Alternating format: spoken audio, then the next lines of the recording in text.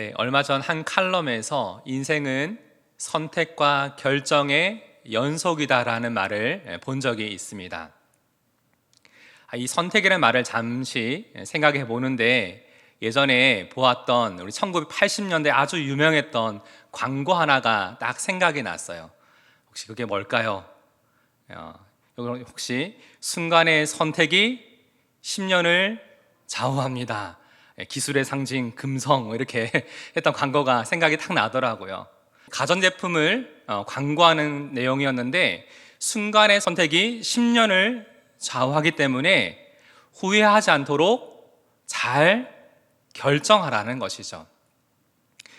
이처럼 또 어떤 결정은 우리의 인생의 방향을 크게 좌우하는 아주 중요한 결정을 내려야 될 때도 있습니다. 여러분, 이때 어떻게 하시나요? 쉽게 그 결정을 내리시나요? 아니죠. 우리가 이 결정을 내리기 위해서 후회하지 않도록 밤을 새워가면서 수없이 많이 고민하면서 신중하게 그 결정을 내립니다. 그런데 어떤 결정은 고심 끝에 내린 결정임에도 불구하고 내가 생각했던 대로 그 일이 잘 풀리지 않고 오히려 그 상황이 더 어렵게 되어지는 경우도 우리는 경험하게 되죠. 그때마다 우리 마음속에 그때 이렇게 했더라면 더 좋았을 텐데, 그때 내 결정이 좀 더 많이 성급했나? 좀 이렇게 빨리 결정했어야 될 텐데, 내가 좀 이런 마음을 했으면 더 좋았을 텐데 라는 우리 마음의 후회를 갖기도 합니다. 이처럼 우리는 살아가면서 무엇을 결정하고 어떻게 해야 되는지를 잘 선택해야 하는 것이죠.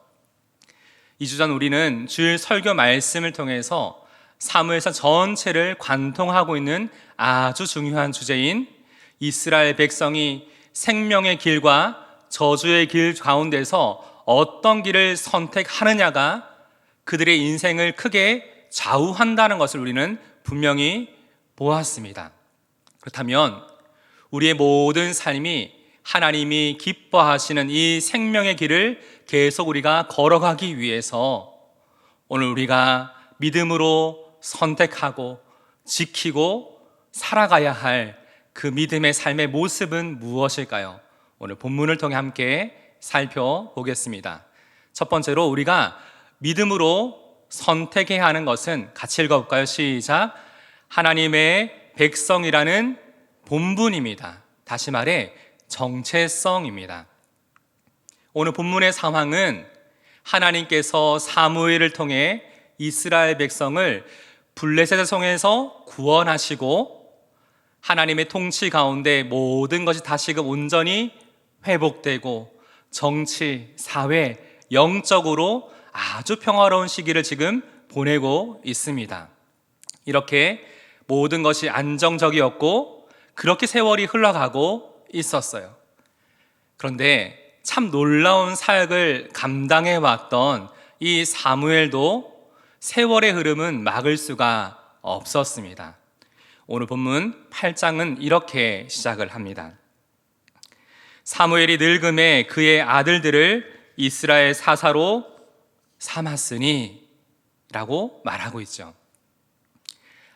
사무엘이 왜 이렇게 그의 아들들을 이스라엘 사사로 세웠는지 그 의도와 이유를 우리는 분명히 알 수는 없지만, 저도 이 본문을 한참을 읽어봤거든요. 읽어보면서 사무엘이 다른 나쁜 의도를 가지고 아들들을 세우지는 않았을 것 같아요. 그렇죠? 대신 이 아들들이 사역을 하고 있던, 사사의 직무를 감당하고 있던 지역이 브엘세바거든요. 이 지역은 지금 사무엘이 주로 활동하고 있었던 라마와 베델, 길갈, 미스바 지역과 한 70-80km 정도 떨어져 있는 남쪽에 위치한 지역이었습니다. 우리로 말하면 부산에서 한 경주 정도 되는 거리예요. 사무엘이 나이가 늙으니까 그곳까지 오고 가는 것이 참 쉽지 않았을 것 같아요. 그래서 자신의 아들들을 자신을 대신해서 그 지역의 사사로 세워서 그 역할을 감당할 수 있게끔 했던 것 같습니다. 자, 2절을 보면 그의 아들들의 이름이 나오죠. 첫째 아들의 이름은 뭐죠? 요엘입니다. 요엘.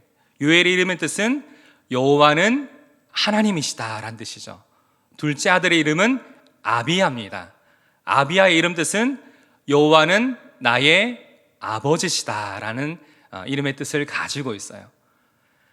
여호와는 하나님이시다, 여호와는 나의 아버지시다라는 이 아들들의 이름을 통해서 사무엘이 하나님을 향한 그 마음의 고백, 그 믿음의 고백이 무엇인지 우리는 분명히 알 수가 있죠.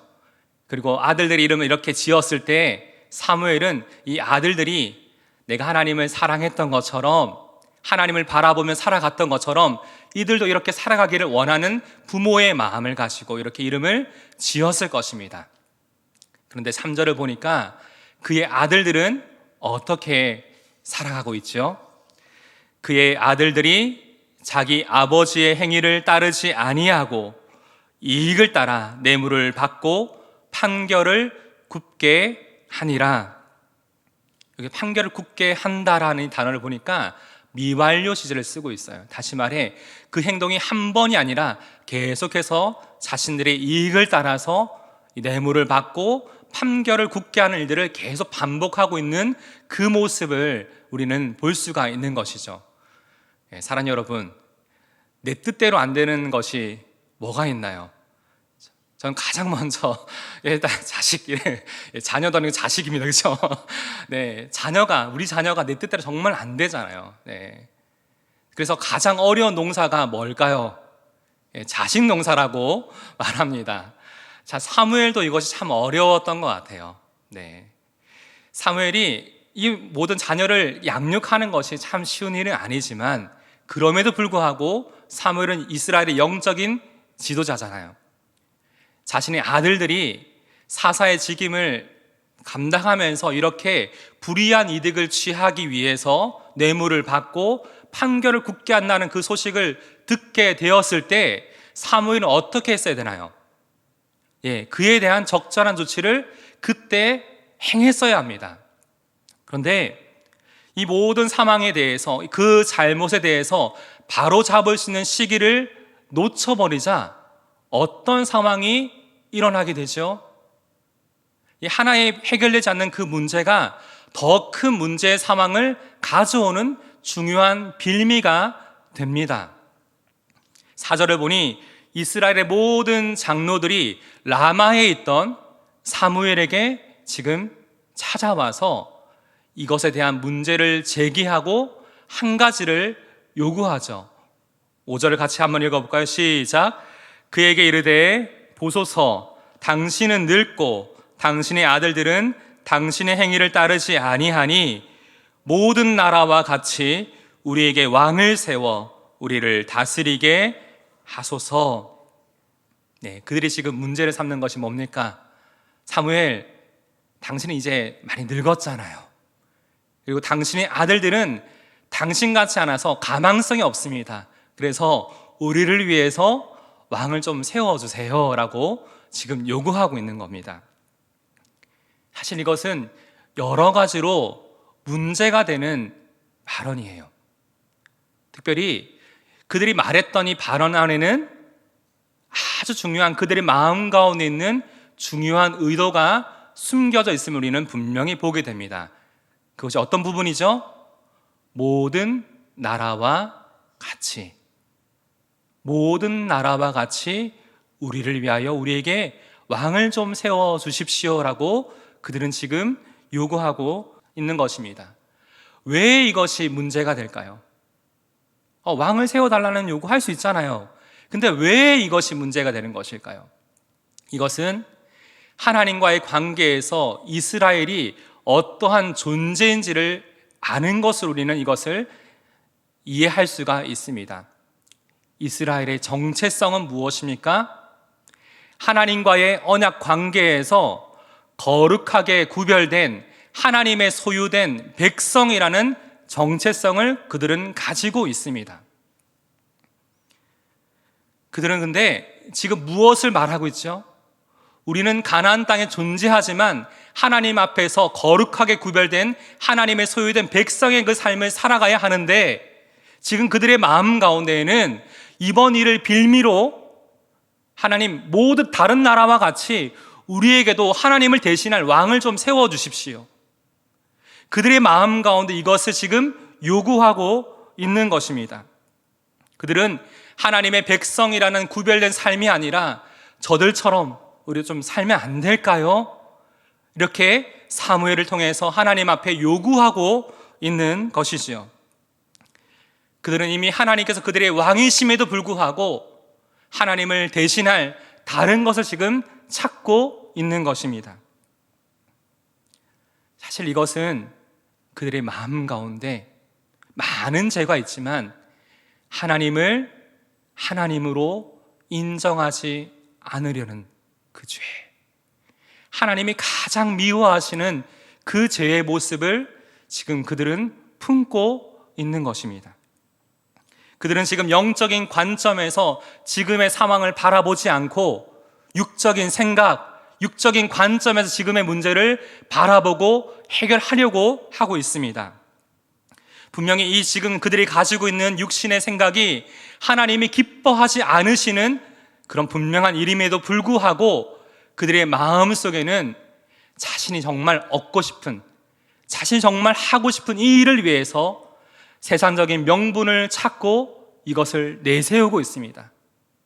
그리고 이 세상적인 명분을 가지고 지금 자신이 하고자 하는 그 일들에 대해서 자기 합리화를 시키고 있는 그들의 모습을 우리는 보아야 합니다. 사랑하는 여러분, 이러한 잘못된 선택과 결정은 결국 하나님의 거룩한 백성이라는 이 정체성을 잃어버리게 만듭니다.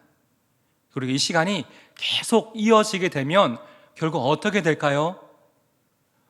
우리 마음에 하나님을 하나님으로 인정하지 않는 그 마음의 상태가 계속 우리 마음 가운데 방치되고 이어지게 된다면 어떻게 될까요? 우리의 마음이 점점 하나님으로부터 멀어지고 결국 우리의 삶은 하나님을 떠나게 될 것입니다. 그렇기 때문에 항상 이것을 우리 마음 가운데 잘 염두에 두고 살아가야 하는 것입니다. 여러분, 오늘 본문을 통해 우리는 무엇을 보아야 하죠? 하나님이 지금 우리 가운데 무엇을 말씀하고 계시나요? 오늘 첫 번째 대지가 그거였잖아요. 하나님의 백성이라는 본분, 정체성. 다시 말해 우리는 하나님의 거룩하게 구별된 백성입니다. 우리는 하나님의 소유된 백성입니다라는 이 마음의 정체성을 우리 마음 가운데 점검해야 합니다. 저도 이 말씀을 보면서 모든 나라와 같이 이것을 우리 말로 표현하면 세상 사람들처럼 우리에게도 하나님을 대신할 그 무엇이 필요합니다. 우리의 기도 가운데 우리의 마음 속에 은연중에 이러한 마음이 내재되어 있지 않은지를 지금 우리는 이 시간 기도 가운데 하나님의 말씀 앞에서 다시금 돌아보아야 합니다. 우리가 하나님의 소유된 백성이라면 우리 마음속에 가장 중요한 게 뭐죠? 하나님의 하나님 되심, 하나님이 내 삶의 주인 되심을 인정하는 고백이 날마다 선포되어져야 합니다.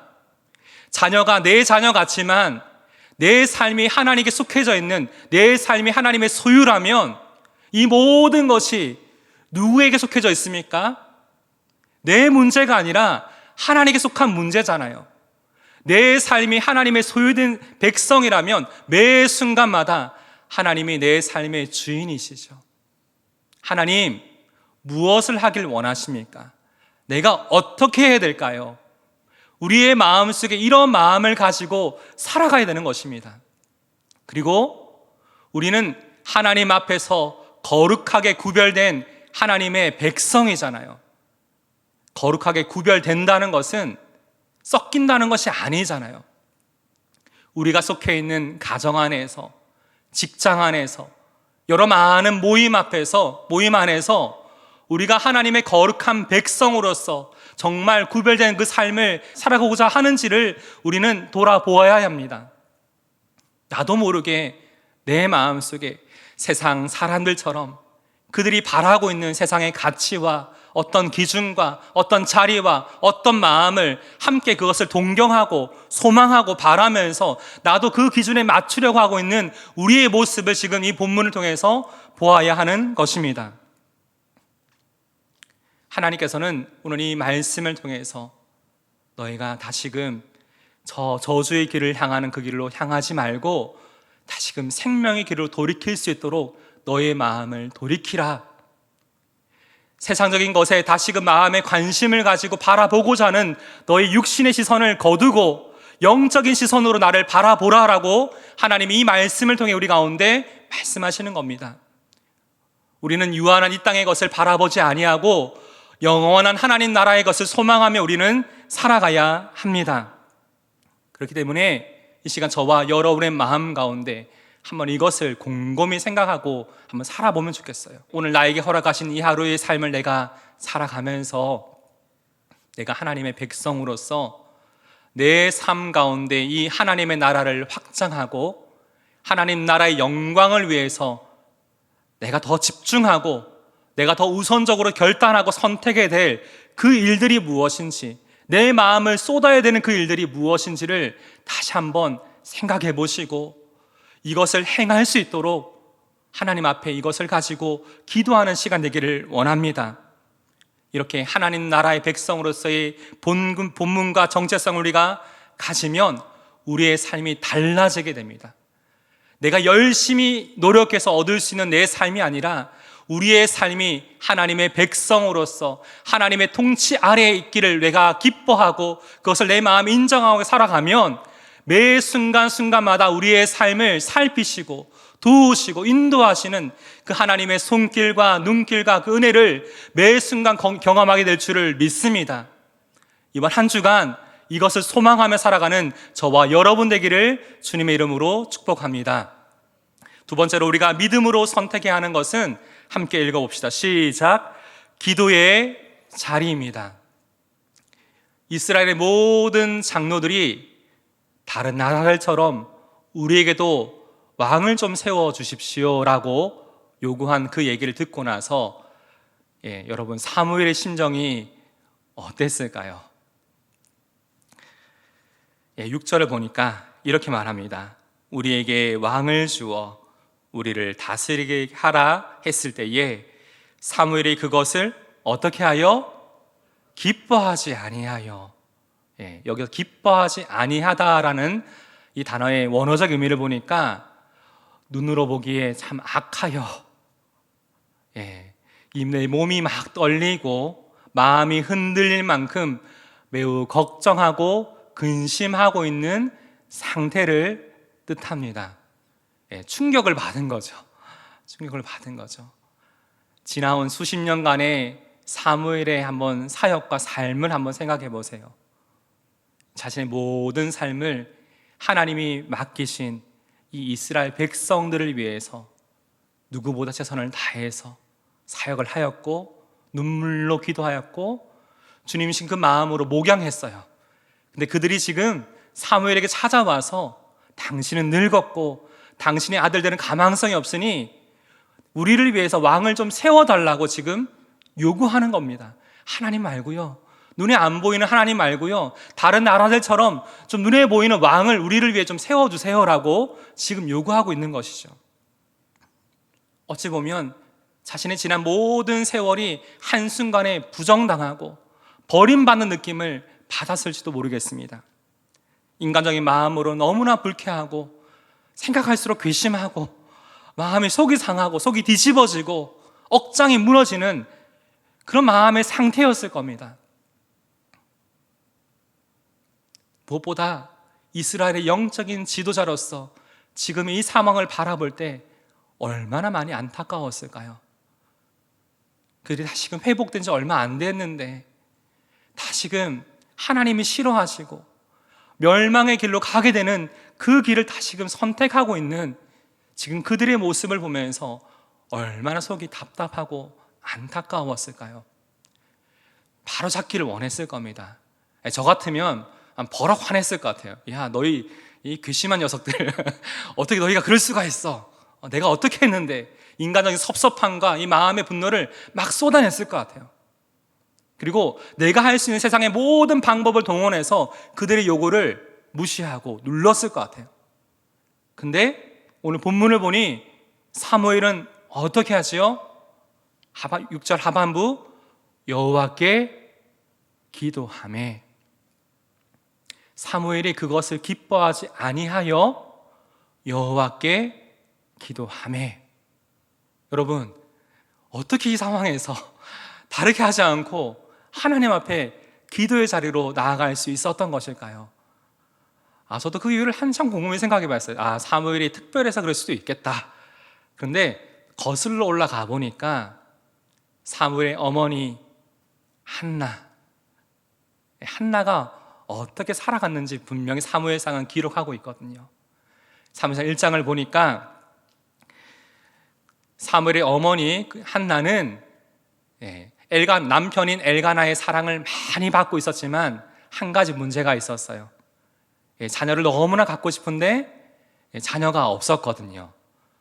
이것만 해도 너무나 마음이 참 아프고 힘든데, 성경을 보면 그의 적수 분인나가 어떻게 하죠? 막 비교하면서 자녀도 없는 이 한나를 지금 공격하는 거예요. 한나의 마음이 어땠을까요? 그의 마음이 격분하여 마음이 괴로웠다라고 성경은 기록하거든요. 너무나 마음이 힘들고 괴롭고 눈물이 너무 나는데, 내 삶에 소망이 없고 너무나 힘이 든데, 그때 한나가 어떻게 했을까요? 10절에 보니까, 1장 10절에 보니 한나가 마음이 괴로워서 여호와께 기도하고 통곡하매. 한나가 그 마음이 너무나 괴로워서 하나님 앞에 이것을 가지고 기도하며 통곡하매라고 나옵니다. 아마 이 이유로 사무엘이 태어나잖아요. 사무엘은 어릴 때부터 이런 어머니의 모습을 항상 봤을 겁니다. 우리의 인생이 좋은 일만 있는 것이 아니잖아요. 참 슬픈 일, 힘든 일, 버거운 일도 많이 일어납니다. 아마 그때마다 그의 어머니 한나가 하나님 앞에 그 문제를 가지고 나아가 기도하는 그 모습을 계속 사무엘은 보았을 겁니다. 그래서 지금이 하나님 앞에서 나아가 기도할 때임을 그 마음에 분명히 알았어요. 내 마음이 너무나 이 일로 인해서 기뻐하지 아니하고 마음이 근심되고 억장이 무너지고 속이 뒤집히고 속이 상하고 억울하고 이런 마음이 들지만, 이 문제를 내 인간적인 방법으로 푸는 것이 아니라 하나님 앞에 이 문제를 가지고 나아갈 때임을 그는 분명히 알았던 것입니다. 우리 지난주일 말씀에도 들었잖아요. 이 부모가 이 믿음의 삶은 말이 아니라 우리의 삶으로 보여주는 것이라고 우리는 들었습니다. 분위기가 조금 무거운 것 같아서 제가 예전에 제가 어릴 때 제가 부모님 속을 많이 새겼거든요. 제가 이런 얘기를 하니까 아무도 안 믿으시던데 정말 많이, 저희 아내는 증인입니다. 그래서 그럴 때마다 저희 어머니가 항상 저를 보시면서 아이고 주여 항상 이렇게 하셨던 얘기가 많이 생각나는데, 제가 왜 자꾸 주님을 찾습니까? 제가 물어보니까 그때부터는 주여 긍휼히 여기소서 이렇게 저를 향해 하셨던 얘기가 많이 생각이 나요. 근데 그때는 참 이런 얘기가 참 듣기 싫었거든요. 근데 어느샌가 나도 무심코 제 아들의 모습을 보면서 아이고 주여 이렇게 하고 있는 제 모습을 보곤 했습니다. 근데 사실은 저희가 이렇게 얘기하지만 우리가 그런 상황이 왔을 때 우리가 어떻게 될까요? 그 문제를 가지고 하나님 앞에 가지고 나아가서 그 문제를 가지고 기도해야겠죠. 오늘 본문에는 사무엘이 어떤 기도의 내용을 했는지 우리에게 알려주고 있지 않지만, 하나님께서 사무엘에게 하셨던 그 말씀의 내용을 유추해 보면 사무엘이 어떤 기도를 했는지, 어떤 기도의 상황이었는지 우리는 알 수가 있습니다. 8장 7절을 볼까요? 여호와께서 사무엘에게 이르시되 백성이 내게 한 말을 다 들으라. 이는 그들이 너를 버림이 아니요 나를 버려 자기들이 왕이 되지 못하게 함이니라. 이것을 생각해 보면 사무엘은 하나님 앞에 가지고 나아가서, 하나님, 이들이 나를 버렸습니다. 내가 지난 모든 세월의 이 모든 삶과 사역이 한순간에 다 무너졌습니다. 내 마음이 너무나 억울하고 너무나 화가 나고 속이 상합니다. 하나님 앞에 이것을 가지고 나아가 기도했을 겁니다. 하나님이 뭐라고 얘기하시죠? 사무엘아, 그들이 너를 버린 것이 아니라 나를 버린 거다. 나를 그들의 왕으로 삼지 않으려는 마음 때문에 그렇게 한 것이다라고 하나님이 말씀하시면서 이번이 한 번이 아니야. 내가 애굽 땅에서 그들을 인도할 낸 그때부터 지금까지 계속해서 그들은 나를 향해 그렇게 하고 있단다. 너는 이번이 한 번이지. 나는 계속 그들이 그렇게 하는 모습을 보고 있어. 이 하나님의 마음을 사무엘이 깨닫게 됩니다. 그리고 그 문제를 넘어 무엇을 기도하게 될까요? 내 인간적인 방법이 아니라 내 삶을 통해 이 상황 가운데 하나님이 무엇을 하기를 원하시는지 그 마음을 구합니다. 왜냐하면 뒤에 보면 하나님께서 뭐라고 얘기하시죠? 그들이 바라는 대로 들어줘라. 그리고 그냥 들어주는 것뿐만 아니라 앞으로 이 왕의 제도가 어떤 결과를 가져올지 그들에게 경고하고 이것에 대해서 알려줘라 라고 사무엘에게 말하고 있죠.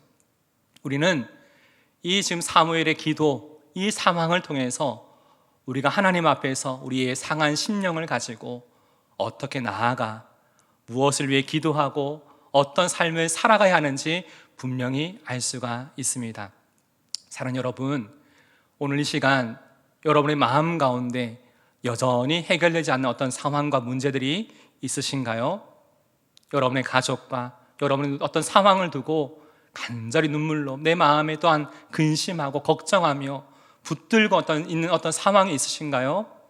인간적인 방법이 아니라 사무엘처럼 한나처럼 이 문제를 하나님 앞에 가지고 나아가서 먼저 기도하는 저와 여러분 되기를 간절히 소망합니다. 우리 모든 마음을 우리 주님께 다 쏟아내고, 왜냐하면 하나님은 이미 우리 모든 상황을 다 알고 계시거든요. 아무것도 염려하지 말고 다 주님께 맡기고 기도하는 저와 여러분 되길 바랍니다. 또한 나의 방법이 아니라 나의 생각이 아니라 지금 하나님께서 이 상황 가운데 나를 통해 무엇을 하길 원하시는지 그 하나님의 뜻을 구하는 저와 여러분 되면 참 좋겠어요. 말씀을 맺으면서 참 이 생각을 해봤거든요. 아까 한나의 모습을 생각하면서 우리 자녀들은 결국은 아주 중요한 상황 가운데 어떤 결정을 내려야 되고 어려운 상황이 찾아왔을 때 우리 부모들이 이 문제를 어떻게 접근하고 해결하는지를 다 봅니다. 말로는 하나님 잘 믿어야 돼, 하나님 우리의 주인이셔, 이렇게 말은 하지만 실제 그 문제를 바라보고 해결하는 방식은 세상 사람들처럼 동일하게 그것을 바라보고 있다면 자녀들은 어떻게 그 마음을 가질까요? 믿음 따로 내 삶 따로구나, 내 살 길 찾아야겠다라고 생각할 겁니다. 하지만 그 문제 앞에서 가장 먼저 우리가 하나님을 찾고 하나님의 말씀을 붙들고 이 삶을 살아가고자 한다면 자녀들은 우리의 그런 뒷모습을 보며 우리의 삶을 닮아갈 겁니다.